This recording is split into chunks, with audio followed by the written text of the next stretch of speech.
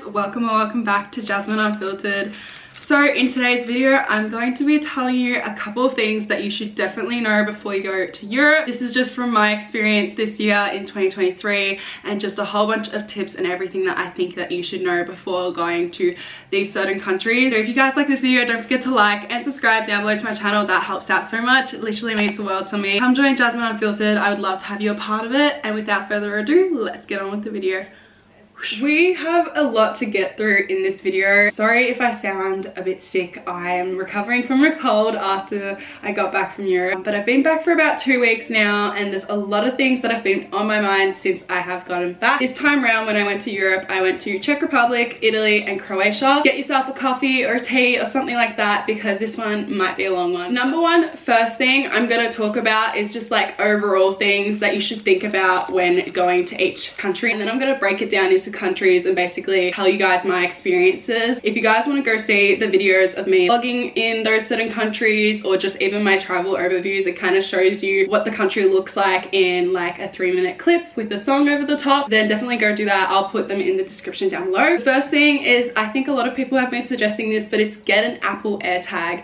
Apple AirTags really help. You can use the Find My Phone app on your phone to kind of track where your luggage is and basically put one of these Apple AirTags in to your luggage. Make sure it's hidden because sometimes people go through your luggages and easily get lost. What I've heard, there was a girl on my Sali Croatia cruise, she lost her luggage, and I've heard of a lot of people all over TikTok losing their luggage, and it's just becoming more and more common, especially when you travel to Europe. Thankfully mine and my mum's didn't get lost, but we had the Apple AirTags to just track them. Another thing when it comes to luggage is don't buy a pretty luggage because they are so rough with your suitcases. I remember back in 2019, mum and I were recording a video of them basically taking our suitcases out and putting it onto one of those like little mini transportation vehicles to move it around, and they were just like throwing shit. I actually ended up losing one of my wheels, and that was at the very beginning of my holiday. I basically went around Europe for about 5 weeks with only 3 wheels on my suitcase because I lost a wheel when I was in Italy in Venice. They leave dents and they leave marks all the time. Also, make sure you underpack. We didn't find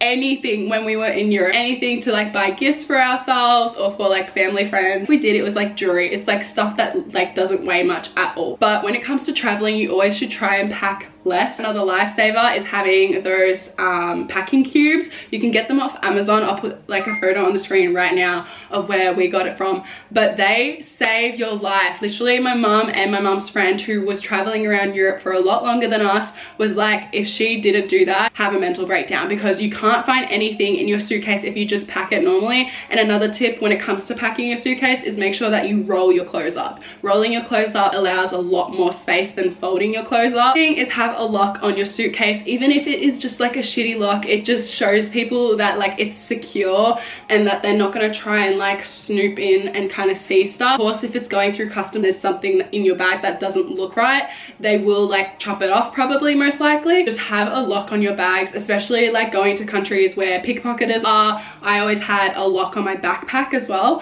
but majority of people in Europe have their backpacks sitting in front of them instead of behind them. And we're going to get into bags in a second because that is one of the main things when it comes to Europe is the pickpocketers are horrendous there. Happily say that I didn't get pickpocketed the whole time I was there, and neither did my mum. We didn't lose anything, but we did see a lot of dodgy people in the action. So when it comes to money, whenever you go to an ATM, they usually charge you to take out money. Pretty big percentage, I can't remember how much, but it's like want to take out a lot of money anytime that you go out to an ATM because they charge you quite a bit. There was again another girl on my Sali Croatia, she got her credit card eaten by an ATM machine. So please make sure you go to the ones that do not look dodgy. Just don't go to like anyone that you see. We tried to do as well, like especially the people on my Sali Croatia trip, we kind of waited till someone else went first to see if their credit card got eaten or not, which is a horrible thing to do, but we waited to kind of see if it was like a safe ATM before using it. The other thing as well is get a cash passport. Cash passport is basically a little debit card that you can get, and it's called cash passport, and you can use it in quite a couple of different countries. You can basically just transfer money from your account onto the card, and then it automatically transfers over to that currency. My mom and I used it when we were in Europe, and it was kind of a lifesaver because I had one and my mom had one, so everywhere that we went we could kind of like tap and go, tap and go. But the thing is, they use cash in Europe. They love their cash. A lot of countries, they will not accept card. So like, make sure you have cash on you. Always make sure you have coins on you as well, because at a lot of places you have to pay anywhere from 50 cents to 1 to 2 euros to go to the bathroom. That we realized when we were over in Europe is that everyone smokes. So if you don't like smokers, you're in for a ride, because everyone smokes, especially in Italy. Everyone was smoking. Vaping's becoming more popular overseas. It's very popular here in Australia, which I do not like, but each to their own, obviously. It's becoming a lot more popular to smoke. Enjoy your dinner peacefully, like smoke free. It's not gonna happen, just so you know. Like, there's a lot of people that smoke everywhere. The other thing about money that a lot of people kind of forget about is there's a new thing that they've introduced. I don't know if it's in every country in Europe, but I'm pretty sure it is in a couple of countries, or it might be all across Europe. You guys can correct me if I'm wrong. There's something called city tax. So basically you have to pay now on top of your hotel bill something called city tax. It's basically where you're just paying taxes to stay in that city or to stay in that country like overnight. It came up to like about, I think like $80 Australian sometimes each time we stayed at a hotel on top of your hotel bill. You have to pay extra money to stay there each day, and my mom also said it's per person. I would have to pay $80 for me to stay in Italy, and my mom would have to pay $80 for her to stay in Italy for X amount of days. That's one thing that a lot of people haven't been saying, especially in like the little TikTok videos where they're like, you need to like know these things about Europe. A lot of people have not been telling others about the city tax. The city tax is bad, but you have to pay it. You have no choice. So basically budget a little bit more than you thought you would, because you're gonna need that money. That my mom suggested is pre-booking Ubers or taxis from airports. It is very expensive. We pre-booked like a taxi a couple months in advance before going to Czech Republic, and it was really cheap for us, whereas if we bought it there and then, it would have been like an extra $50 or something ridiculous like that. They do use Uber over in Croatia. I used it in Croatia. I'm not sure about Italy, and I'm not sure about Czech Republic, but we used Uber in Croatia. This is a lifesaver, and I've got to give credit to one of my friends, Georgia, for telling me about this. But because majority of the time when people go to Europe, they go in summertime. There was a heat wave in Italy, and it's been extremely hot there. It's getting up to like 40 degrees every single day, basically. Buying a mini fan off of Amazon, again, you can get this one. It goes like to 2 different levels. You can also charge it as well with your phone charger. It fits in your bag and your purse perfectly. Everyone in Europe has these mini fans sitting down at cafes. This really pissed me and my mom off, and her friends as well that we met up with in Italy. There was a cafe that I went to, and I did expose them a little bit in my vlog. I showed the cafe front and I showed where it was. It was right next to the Spanish Steps in Italy, Rome. And we were not happy because we had to pay €6 each person to just sit down to have like a soft drink or just like anything, even water. Water as well, you have to pay for water everywhere. It's not like Australia where you just get table service water like from the tap. No, they only drink bottled water in a lot of countries all around Europe, and you have to pay for water, I don't know, €2 to €6. It really depends like what water you're wanting. If you're wanting still water or sparkling water, you have to pay for water everywhere. Make sure you have enough money as well, because I reckon that my mum and I spent majority of our spending money on water because we were that thirsty the whole entire time. Cafes and restaurants do charge you sometimes to actually sit down in their restaurant or cafe. They can be anywhere from €3 to even €6, which is ridiculous. $8 to $9 Australian. My mum always says to double things whenever it comes to euros, but we will get into Italy a bit later, because I can say that I was very disappointed, and I don't want to offend any of you Italians out there, but I was very disappointed because Italy's a place that I've been wanting to visit for a very long time, and I can't say I enjoyed it. So whenever you go to check in at a hotel, just know that you're not going to be able to check in until about 2 to 3 p.m. or any time after that. Even at a place where we stayed in Rome, they were horrible again with service. They treated me and my mum differently to my mum's friend and her friend that were together. It was really disrespectful. They tried to put us in a back dungeon room, and basically the next day we tried to get the rooms swapped, and they did swap them, but that's only because we got my mum's friend to come down and basically guilt trip them, because it was ridiculous. Like what they put us in versus what they showed online. They did it because like we were all very, very flustered. We got there really early. We got there at like 11 a.m. We're waiting for hours. They did go out and explore for a bit, and they can hold on to your luggage at a lot of hotels as well, so you can kind of just leave your suitcases at hotels. Be prepared to wait, because sometimes they don't have the rooms ready for a very long time. Most of the time checkout is about 10 a.m. We're going on to pickpocketers and talking a little bit about pickpocketers here. This is just common sense at this rate, because I think everyone knows this, but there are some people out there that don't know it. So do not hang your bag on your chair. Don't put your bag down on the floor. Always have it in your lap whenever you're sitting at a restaurant or a cafe. Never ever put your phone on the table. You look away for 1 second, it's gonna be gone. Don't do stuff like that. Never put your phone in your back pocket. This is the bag that I've gotten. I don't know where I got this. I can't remember, but this is what it looks like. This bag could go over my shoulder like this. I had it strapped up to about here, so kind of like a bum bag. It has little locks on it, so you can actually lock your bag. So I'll show you. Where you can kind of clip it like that. Try and get non-cuttable straps. Also, there's a new thing as well where people can actually like take photos of your bag and like see through it.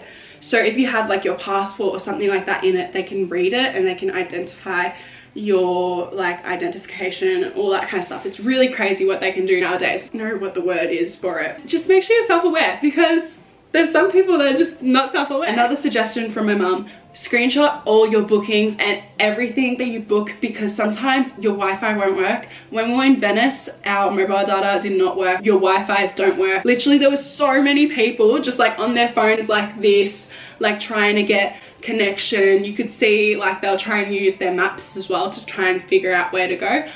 You're gonna get lost in Venice. Just a heads up, if you do go to Italy, Venice, you're gonna get lost. I would suggest like going to see Venice before it goes underwater. I didn't enjoy Venice, so I am probably not the best person to ask when it comes to that. Bus and train trips take about an hour to each location or more. Croatia, majority of the bus trips that we took were about 4 to 5 hours, and then when we were in Italy, majority of the train trips that we took, like on one of those like little speed trains, Italia Rail I think it's called, most of the trips that we took on Italia Rail was like 2 to 3 hours, and it goes 300 kilometers per hour. So prepare for your ears to be popped as well. Reading the reviews of restaurants and cafes if you can. Now, we didn't do this, and I wish that we did. We went to a lot of really shitty cafes and restaurants. Everyone says like when you go to Italy and other places, you have like the amazing pastas and pizzas and all that stuff. Mum and I got none of that. We got none of that. We were starving. We felt like we were on a diet the whole time that we were there. This is just me being realistic. Like, I'm not trying to diss Italy. Italians, don't come for me. It's just, we did not have a good experience. So breakfast food wise, they hardly ever have fried or poached eggs anywhere. You're not going to get that anywhere in Europe, because they only do boiled eggs and scrambled eggs for breakfast. That's it. If you are going to have breakfast overseas, we do suggest that you get it in the hotel package, like if you can, if they have morning breakfast at your hotel, because there's a lot of places that don't have breakfast places, and majority of those places don't open until like past 10 a.m. Those are all the basic things down. Now we're going to jump into each individual country, starting with Czech Republic, because that's where I started first. I don't have much to say about Czech Republic. It was beautiful. Definitely a place that took me by surprise. I was actually kind of shocked as well, because a lot of people that I know went to Czech Republic beyond my expectations. I didn't have expectations going into Prague, Czech Republic, but it was just amazing. Like, I'm not a history person at all. The architecture there and the history there is just beautiful. I absolutely loved it. If you want to solo travel somewhere in the world, you can go to Czech Republic and feel so safe. I'm speaking for Prague. Prague is so safe. There's not many gypsies. There's not many like dodgy people or anything like that. Everyone's nice and everyone speaks English. So you don't have to know their language. They're not offended as well if you don't know their language. Everyone everyone basically speaks English in Czech Republic. They're so nice there compared to some other countries that I've been to. Amazing, like donut sugared cones with like ice cream in it, and like you can have strawberry and chocolate like covered over it. It's amazing. It's so yum. The other thing that Czech Republic is really well known for food wise is their hot dogs and just like their sausages. Please try them if you go over there, because they were so yummy. They were so good. And yeah, basically 90% of people speak English, so you don't need to know their language at all. Yeah, I've never been to France, but apparently in places like Paris they are so brutal if you do not know the language, and they're just so mean about it, because even if you don't know the basics, they kind of beat you up about it, and they're just really disrespectful, and they won't treat you like a normal human being because you don't know the basics, basically. Didn't get to go to the biggest nightclub in the world, which is in Prague, Czech Republic. I wish I did, but it's basically a 4-level club. I think it's called Dreamers. There's a robotic bar and there's also an ice bar, which is really, really cool. Let's move on to Italy. This is probably gonna be the hardest part of the video to talk about, because I am gonna get attacked, and I know that, but this is just my personal opinion. We went to Venice, Rome, Florence, Pisa for a day trip, Cinque Terre, did Sorrento and Positano and all of that in a day trip as well, and we also went to Naples. Oof. The food in Italy is super salty, so if you're Dutch or you kind of have like a background that loves salt, you're gonna love Italy in the sense that the food is really, really salty, and you don't need to put any salt on your food. They only drink bottled water. People can be really rude towards each other that live in Italy. We saw so many fights between 2 Italians, a waiter and a boss, like fighting straight in front of us. It was just like very intimidating seeing like one company and another company that work together fighting together in front of us. European culture, sometimes like we can be rude to each other, but it just like sounds a lot worse because it's in a different language. The people that we experienced in Italy, tourist wise, were so rude as well. I don't know if it was the heat, because it was a heat wave and everyone was really hot and bothered. Everyone was really rude to each other. We didn't really make any connections with anybody or talk to anybody, because just other tourists as well really kept to themselves and were really rude, making snarky comments.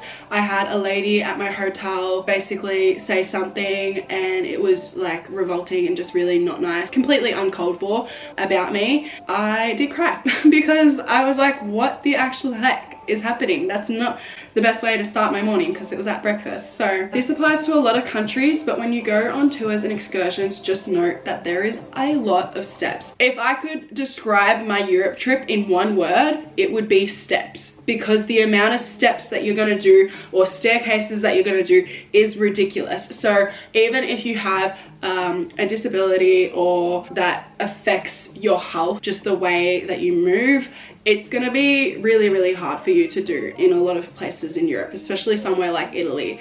There was non-stop staircases. Also, they aren't really nice when it comes to that kind of stuff. We had a tour in Tuscany. We had a wine tour in Tuscany, and there was this old couple. The old guy was blind, like partially blind. When we got to 2 places, it happened twice, right? Once we were walking down a staircase, it was almost about, I'd say, 200 steps, and the tour guide did not care at all about this blind guy. She knew he existed. He was right in front of her. As soon as we got to the bottom, we looked to our right, I'm pretty sure, and there was an elevator, and the tour guide didn't even tell the old guy about that at all, or anyone. Everyone in the Tuscany tour was revolted. We were all appalled by it and by the behavior of some of the tour guides that we met. Then the second time that it happened, we were in a wine cellar. He had to go down a couple of steps. Again, the same thing. There was an elevator kind of thing, and they saw that he was struggling as well. And you had like all these people like helping him go down the steps so he could actually like, you know, experience the presence and everything, and it was just like really, really sad and revolting to see. Another poor experience that we had in Italy was when we went to the Leaning Tower of Pisa. This really pissed me off. We had a lady as our tour guide. Everywhere we went, she was dissing Florence so much. So apparently Pisa and Florence, I don't know the history behind it, but Pisa and Florence do not like each other. They hate each other. And we came from Florence to Pisa for a day trip. She was so rude about Florence the whole entire time. I get it, there's rivalry and there's like stuff going on. It was just revolting. The way that she was speaking about Florence and saying, oh, only spend your money in Pisa, don't spend it in Florence because they're shit people and da da da. It just made me hate her as a person, because she, like, I get she was standing up for her town, her city. It just put a very bad negative energy into the tour group. It was just not organized at all. But if I remember, I think I've gone blank. If I remember the tour name, I will put it on the screen somewhere right now, because we had a really poor experience with them. I'm really upset about it. My mom's upset about it, and the majority of the people on our tour was really bummed about it and upset because of their tour guides and just the way that things were not organized. If you're going to Pisa, you can't take any bags or anything like that into the Leaning Tower of Pisa. You can only have your phone. Only have your phone. That's it. You're not allowed anything else. So you have to leave your passport, you have to leave everything important with some randoms taking care of all these bags, and just trust them that they're not going to lose it. I am 110% sure that there was someone in my tour or in one of the other tour groups that lost their bag. So be very careful. Don't trust anyone. Just don't trust anyone. This is another thing that really upsetted me in Italy. Now, people will probably comment saying like, oh, why didn't you try and not go to like the tourist places and da da da. We're walking for miles and just trying to find like places to eat and restaurants to eat. We even went to more secluded areas that didn't look like tourist spots at all, but they do give tourists a different menu to the locals. They can tell who's a local and they can tell who's a tourist, especially by the way you dress as well. Like, I saw something on TikTok saying apparently if you wear denim shorts, you're automatically a tourist. Okay. Interesting, but and tourist menus are more expensive and they give you less options, and everywhere that we went to in Italy had the exact same menu. So it wasn't like there was any variety at all. This one scares me. A lot of setups for museums, hotels, cafes, restaurants and main attractions are one way in, one way out. This scared the absolute shit out of me. When we went to Vatican City, we could not get out. Now, Vatican City is actually a country that's inside of Italy. They're their own little country, and I think they have only like 500 people, something really crazy like that. And people, when they go to Italy, when they go to Rome, they visit Vatican City. Vatican City is one way in, one way out. You can't go out any other exit, and it's really scary because when it comes to that kind of stuff, it's like if a fire is happening, if there's a flood happening in the building, how are you meant to get out? How are you meant to get out? And majority of the time in the buildings that we saw, the one way in, the one way out, they were like a couple stories high. So it's not like you can jump out a window. It's just very, very dangerous. And a lot of places are still like that overseas in Europe, where it is one way in, one way out. So if that kind of scares you, then I probably wouldn't suggest going into those places, just because it was really scary for me, even just walking through and just not knowing where the exit was going to be. You get lost really, really easily in places like that. So one way in, one way out at a lot of places. Really, really sad. And I'm so sorry if anyone gets triggered by this or had to deal with this. But there was a situation where my mum actually went to a cafe in Australia. I don't remember where it was.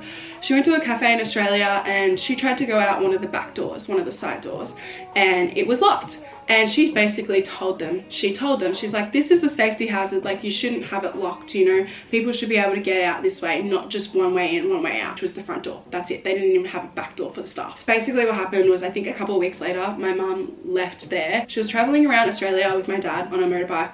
I wasn't even born yet. And what happened was that cafe ended up having a like robbery person kind of come with a weapon. A lot of people didn't make it out alive because the back door wasn't open. It's just really like upsetting. That's why things like that do scare me. And I really do think it's a safety hazard, and I think that they should take things like that more seriously, because there were so many people trying to get out that back door and they couldn't. And my mum was there a couple of weeks beforehand telling them that they should open that back door. Been plenty of situations like that, especially in Australia as well, where there's been one way in, one way out cafes, and that's why I think it's such a serious thing. If anyone in management or something like that in Europe is watching my video, you really should get on top of that, because it's so dangerous. But nothing I say will help. So lines are extremely long if you don't book tours to skip the lines at certain locations. You can be waiting in a line in 40-degree heat for 3 to 4 hours. just to get into like a church. Oh, like we get free pass. Oh my god. My mum and I, when we went to America and my mum figured out that there was people that could just cut in front of us, she was fuming. Oh, it was so funny. We got to the front of the line and this lady just let in like 50 people in front of us onto the ride. Mum was cracking the shit because we had been there for hours. It's the same thing with tourist locations.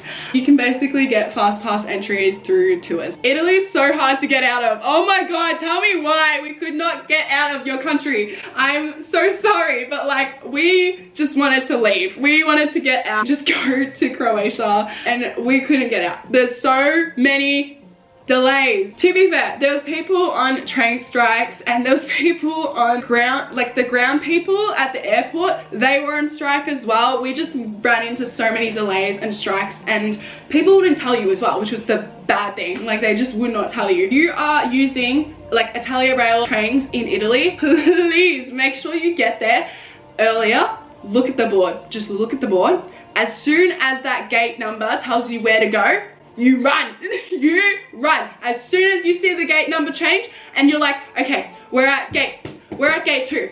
Run to gate 2, because I'm telling you right now, you are not going to get your suitcases on there. Kind of like an airplane, they only have the over the head ones for small luggages, but if you have a big luggage, there's only like one area where you can put big luggages and 4 spaces available on each carriage. So yeah, run, because everyone does. As soon as you see that gate, everyone's running. It's like a full stampede just to get to that train, and they only release the gate thing as well like 5 minutes before you're meant to board. The pickpocketers are really bad in Milan. I didn't go to Milan. They're really bad in Milan, Venice especially. Oh my god, have you seen the pickpocket lady on TikTok? Pickpocket, that's a pickpocket. Oh my god, she's so funny. I'm kind of scared for her safety, but so many pickpocketers in Venice, and they look like you. They look like normal tourists. They can be really young girls. They can be like, there's a group of Asian girls that do it in Venice that I've seen. There's a group of mums that do it. They look so normal. They just look like you. But majority of the time, the pickpocketers in Venice at least are women.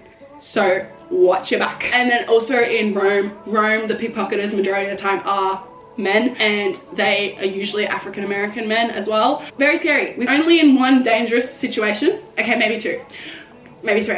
In Rome and one in Naples. Basically in Rome, we had someone follow myself, my mum, and my mum's best friend. He was creeping up on us really quickly, and thankfully our hotel was like literally right in front of us and we could go straight into our hotel, and he fucked off. Be prepared for scams such as receiving flowers from someone. Do not take the flower. If a male gives you a flower in Italy, don't take it. He's gonna ask you for money. He's gonna be like, no, you can't have it. And then you might throw it back at them and be like, I don't want it. But they will harass you until you give them money. That's another thing that they do in Venice. They will have a whole bunch of really pretty paintings on the floor. You step on it, someone's gonna come out and harass you and basically tell you to pay for it. Bracelet scam as well. Sometimes the bracelet guys are nice and they actually let you have the bracelet. I wouldn't suggest taking the bracelet though, because they will harass you again for money and be like, you can't have that for free, I was joking, you have to give me money. Obviously fake Gucci designer bags, whatever. Always look at your surroundings. Don't have your phone out unless you need it for maps. If you need it for maps, have a tight grip. Have a very tight grip on your phone, because someone's gonna come by and snag it. Don't have your phone out, basically. Even when we were walking around Italy, I never really had my phone out at all. I always had it locked in my bag, made sure it was like the closest compartment as well to my stomach. Don't use a tote bag. Oh my god. The amount of people I saw that had tote bags and kind of just had it over their shoulder like this, even over their shoulder like that. You know how easy it is for someone to slip in their hand to go into your tote bag and take something out? So easy. And people do it all the time when you get on trains, when you get on buses. If you have a normal bag as well, they cut the bottom of it, take everything out, and you're not going to realize either. You're not going to even feel it. Not our fault as the travel agent for booking us in a very dodgy area.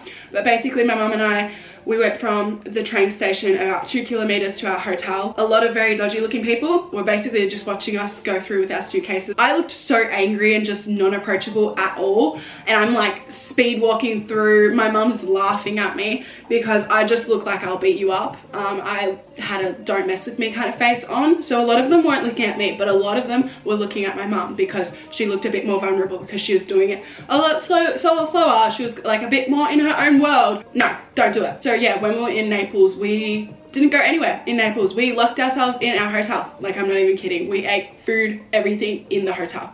There was like a really nice, pretty area where we could eat inside, and that's what we did because the area was just too dodgy. We couldn't even walk the streets. It was just really, really bad. My best suggestion, I'm so glad Mum made me do this, book a Vespa tour when you're in Rome. Do it! Oh my god. So fun. I went on a Vespa tour, a company, again, I'll put it on the screen if I remember it, and the Vespa tour was about 3 hours and it was amazing, and you get to see all the places like the Colosseum, and you can kind of explore a lot more of Italy on a Vespa than you can on your feet. So I would definitely suggest doing a Vespa tour, even though it might be on the little bit of the expensive side for you. Sorry, it was 150 euros, I'm pretty sure, and about $300 Australian. But it was definitely worth it. A young guy around my age took me around Rome, and he showed me like a whole bunch of really pretty landmarks and just places that you wouldn't go on a tour guide, which was really, really nice. So I really thank him for that, because that was the highlight of my trip in Italy. Moving on to Croatia. Croatia is very important as well. There's only one thing that I have to say about Croatia is they have changed their currency from kunas to euros. So they used to do kunas a while ago, and apparently only in the last year or so they've swapped over to euros. One thing I did do when I went overseas is I went on Sali Croatia, which is basically when you go on a boat for about a week with a whole bunch of other people around your age, and you get to go clubbing every night at certain islands, and you just kind of get to travel around Croatia, and it's a beautiful, amazing experience, and I really do suggest it. But once in my life I was not the drama, and I kind of just watched the drama unfold. However, when I was on Sali Croatia, I got injured and I also got sick. So these are the things that I want to tell you about Sali Croatia. So number one with Sali Croatia is there's a whole bunch of different boats that you can go on, and all of them are at different levels of like luxury basically. I went on one of the higher ones, but my mum was trying to get me on one of the highest ones, but we couldn't because everything was booked out. By the time we booked it, again, you have to book like 6 to 7 to 8 months in advance. It's ridiculous. Majority of the people that go on Sali Croatia are Aussies, so it's just usually us Australians on board, which is amazing because you get to meet people from all over Australia and kind of make a lot of nice friendships. The perfect ratio as well when it comes to Sali Croatia, which my crew member told me, is 70% girls and 30% boys. Majority of the time though, it's 80% girls and 20% boys. Anywhere from about 10 to 12 boys on board, and then the rest are girls, and usually there's about 30-35 of you on board. It is hard to go on Sali Croatia by yourself as a solo traveler, so I definitely suggest it in groups because everyone does come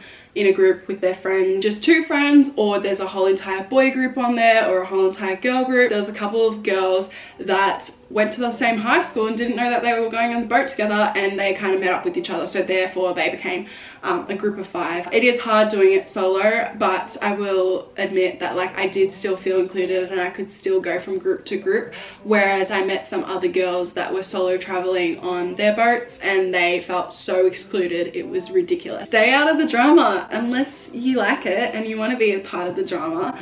There's always drama that goes down on board. By the 2nd or 3rd night, everyone was sleeping with each other. It was just shocking because I had a little birdie tell me about everyone who was hooking up with who, and I was just gobsmacked because some people I was like, I would have never called that those 2 would get together, because for the whole entire rest of the trip they didn't talk to each other. So there's a lot of like drama in that sense where like people do hook up with each other, and it is a bit of like Love Island kind of vibes. Sali Croatia is make sure you have cash. They don't accept card. You only use cash when you're on board and when you're off board as well, going onto all the islands and going to the nightclubs and all of that fun stuff.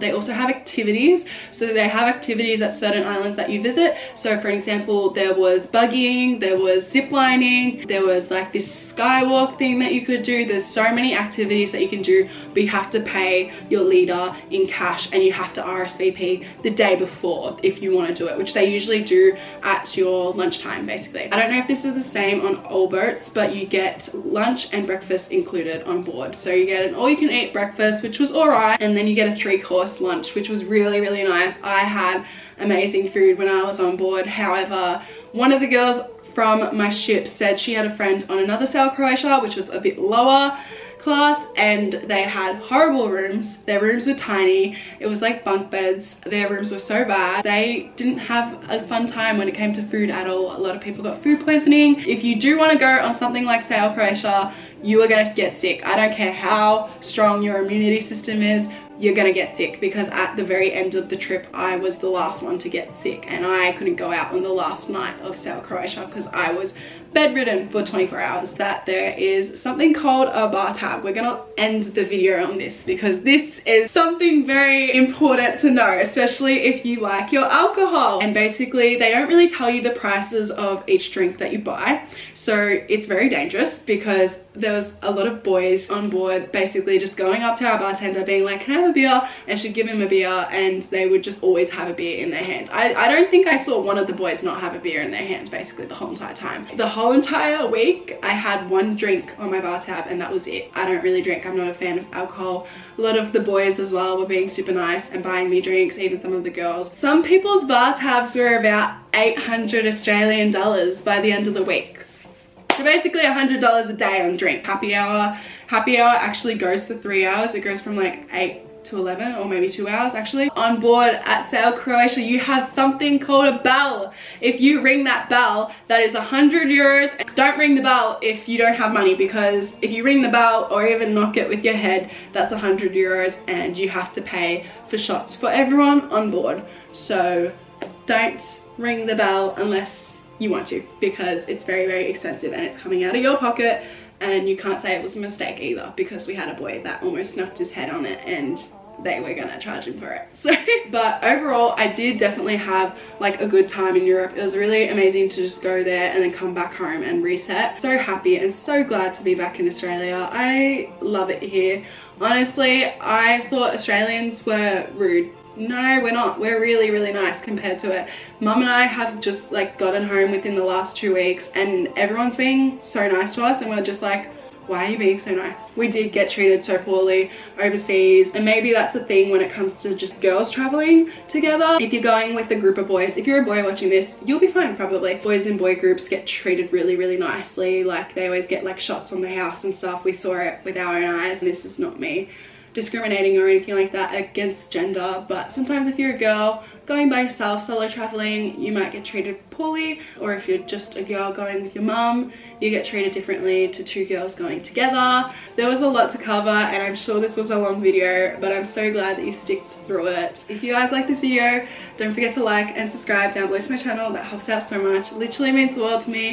Come join Jasmine Unfiltered. I would love to have you a part of it, and I would really appreciate it. And I will see you guys with another video very, very soon. If you guys want to see more of my content, you can go follow me on Instagram. I'll put it somewhere on the screen right now, or you can go find my TikTok.